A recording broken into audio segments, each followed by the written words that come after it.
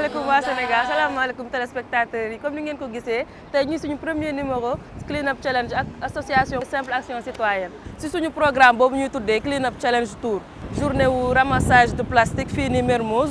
ñu nar a wër Sénégal bi yëpp pour def li ngeen gis tey ñu def ko nii tey fii ñu ngi nekk ci opération wu ramassage de déchets plastiques defoon nañu fi désensablement defoon nañu fi zéro déchet sur la VDN donc ci dynamique boobu lañ nekk ci la ñuy wëy. L'environnement est devenu un enjeu fondamental, important au sein de notre société, au sein de notre continent et au sein du monde dans lequel nous vivons. C'est la raison pour laquelle aujourd'hui, accompagnés de notre partenaire institutionnel, Simple Action Citoyenne, nous avons participé à cette activité dénommée Clean Up Challenge au niveau de la corniche de Dakar. Sans plus tarder, ñëw leen ñu wan leen naka la journée bi di demee tey.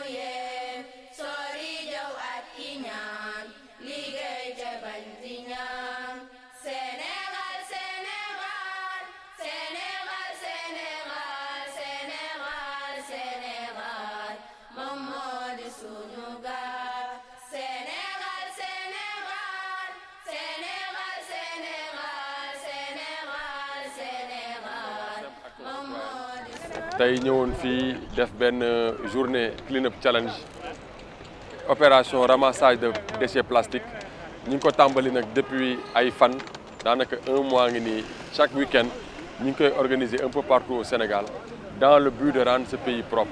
Donc SAC Simple Action Citoyenne la citoyenneté en bandoulière dafa am agenda ci biir agenda boobu noonu ci la ñuy wëy. C'est une très bonne initiative. tey Sénégalais yi jugal seen bopp pour delloo si set ci réew mi aussi pour instaurer aussi de nouvelles valeurs comme récupération plastique yi di wax ni tey citoyens yi nga xam ne ñi ngi jug di bale mbedd bi c'est bien beau mais ñu bañ a salir moo gën. ñi fekk fii liggéey bu rafet la ñuy def nii dañoo bëgg Sénégalais yëpp fu ñu mënti nekk ñu def comme ñoom lii geste bu noble la geste bu rafet la nga xam ne lii baaxul ñu nag UCG ndax UCG suñu patron moo ñëw fii ñëw jàpp ci affaire yi jàpp ci liggéey bi encouragé gars yi fekk fii seen liggéey boo xamante ne liggéey bu noble la ñuy def sensibiliser waa Sénégal ñëpp xamal waa Sénégal franchement parler lii naasul. à chaque fois bu ñuy def genre journée yu mel nii dañ ciy ànd ak ay partenaires techniques yoo xam dañ leen di dem uti leen comme tey def nañu Kirène ak Recuplace ak UCG defoon nañu UCG tamit ci VDN bi. Secrétariat de Recuplace, on est là aujourd'hui avec notre partenaire groupe Kirène. Et juste pour rappeler qu'on avait déjà posé un kiosque Recuplace qui consiste à récupérer les déchets plastiques, à racheter pour être valorisé. Aujourd'hui, on est ici parce qu'on va bientôt ouvrir ce kiosque. Et en fait, on s'est rendu compte qu'il y avait beaucoup de déchets.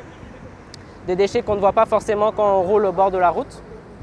Donc voilà, aujourd'hui, on est là, on s'est sensibilisé, on a contacté la SAC pour pouvoir tous ensemble, main dans la main, travailler et récupérer ces plastiques qui seront par la suite transformés par Recuplace. Donc ça ne sera pas un plastique qui va être brûlé. Ça va vraiment être un plastique retravaillé et donner vie à de nouveaux objets. Donc comme l'a si bien dit M. Hugues, il y a énormément de déchets au niveau de la corniche. Donc on a contacté la SAC pour nettoyer la zone et enfin d'ouvrir le kiosque pour permettre à tous les riverains d'amener leur plastique pour que nous, on puisse valoriser.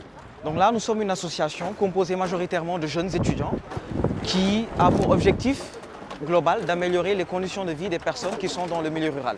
C'est la raison pour laquelle nous avons mis en place Sainte-Vie Association. Donc dans ce cadre-là, nous avons aussi noué un partenariat institutionnel avec Simple Action Citoyenne pour s'activer dans le domaine de l'environnement aujourd'hui, qui est un enjeu, comme je l'ai dit, fondamental et important. Comme ni ñu ko waxee sànq tamit tey ji dañ fi ñëw mais dañ fi ñëw encore ak suñu propre moyen comme ni ngeen ko gisee nii ay gants ak ay masques yoo xam ne ay propres sénégalais ñoo ko def ay jeunes sénégalais yoo xam ne dañoo bëgg juste seen réew set seen réew vraiment. Et juste lancer un appel pour dire qu'on va poser d'autres kiosques dans d'autres endroits. On va aussi continuer à travailler avec la SAC, avec un partenariat qu'on va nouer, qui va permettre d'avoir un Sénégal sans pollution plastique. Donc j'appelle tous les jeunes étudiants, les jeunes professionnels, les personnes qui sont engagées, les Sénégalais lambda, tous nos compatriotes, à sensibiliser les personnes qui sont autour d'eux pour respecter leur environnement. Donc voilà, di wax ni que nañu ñëpp rejoindre ñu seetal Sénégal et que état bi aussi ñu xam ne mënul def lépp comme on a l'habitude de dire donc ñun ñëpp ñu jàpp aussi.